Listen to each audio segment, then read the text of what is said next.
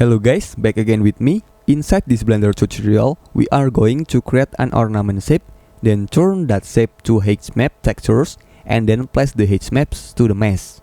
If you want to follow along with this tutorial, I have attached my drawing reference in the descriptions that you guys could download. Or, if you have your own shapes ornament, this tutorial will still work too, just skip the modeling process. Follow me on Ko-Fi or maybe consider becoming a member and get the model including the model that I have created previously. Without further ado, let's hop on to the tutorial. First, move to the front view and place the reference image. On the image properties, decrease the opacity and add a cube. Scale the cube smaller in edit mode and move the cube to the middle ornament on the top in object mode so the geometry will still be on the center.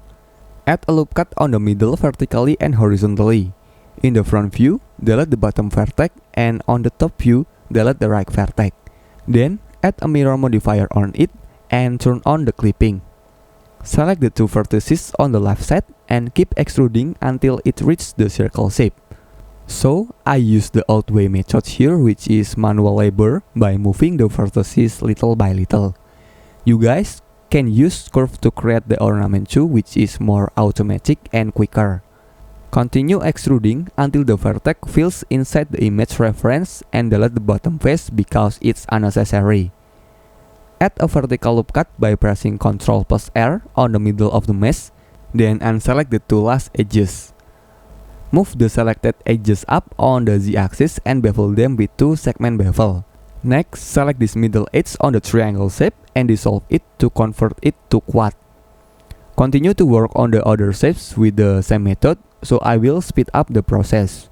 To create a manual radial array, I always use this trick. First, we need to apply all the mirror modifier on each individual mesh and make sure your cursor is set to the origins or it's placed in the middle of the circle. Press period to open pivot point radial menu, then change it to the 3D cursor, and now we just simply duplicate the mesh while holding Ctrl, so it snaps by the rotations angle. To trace the M font, I use a plane, then merge the vertex on the center. Then, I trace the outer shapes of the font by placing the vertices on the corner. After half of the font is traced, I fill it with a face, then cut the shape with a knife tool, and make sure every shape has a quad. I duplicate half of the vertex and flip it with rotations. Then, I rearrange the vertex positions and merge the one in the middle. Next, we extrude all the faces up on the Z-axis and delete the bottom faces. Add a loop cut, then drag it close to the edge on each side to sharpen the subdivisions. Now, select all the shapes, then join them into a single mesh. And don't forget to save your project file too. First, you need to download the HMap Maker project file created by Kuiper, link in the descriptions. Thank you Kuiper, I love you. This method is also published by Blender Secrets on their YouTube channel, so thank you Blender Secrets for sharing this with us. Open the Blender file that you have downloaded, then go to File, Append, and look for your ornament file that you want to bake. Open the collections, or you can choose the specific object too. Move the ornament away from the camera and make sure you select the ornament. Set the folder locations on the file output here, then move to the scripts panel and click display button to bake the H textures. Open your file output locations and here is the results of the map.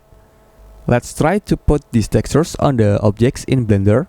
First, go to the shading tabs and add image textures. Connect the image textures to displacements on the material output node and add displacement node in between them. Switch normal to H on the displacement node and change repeat to extends on the image textures. Then click open and look for the H textures that you have baked before. Move to material properties here on your right and unfold settings. Then change displacements from bump only to displacements and bump. Set the scale to 0.01 to 0.05 and this is the result. But there is some artifact on the edge of the ornament. To fix this, you need to increase the subdivision level on your mesh first. Then, add some inserts or loop cuts inside the mesh so it will help the displacements. Lastly, you can add blurriness on the edge textures using Adobe Photoshop to smooth the edge. Please subscribe to this channel if you can and hit the like button if you think this tutorial helped you. Don't forget to share it with your friends too, because sharing is caring. Thank you for my monthly supporters on Ko-Fi, which are Asis and Nicola. Thank you to all of you guys who've watched until this far. I hope you guys are well, and I'll see you in the next creations.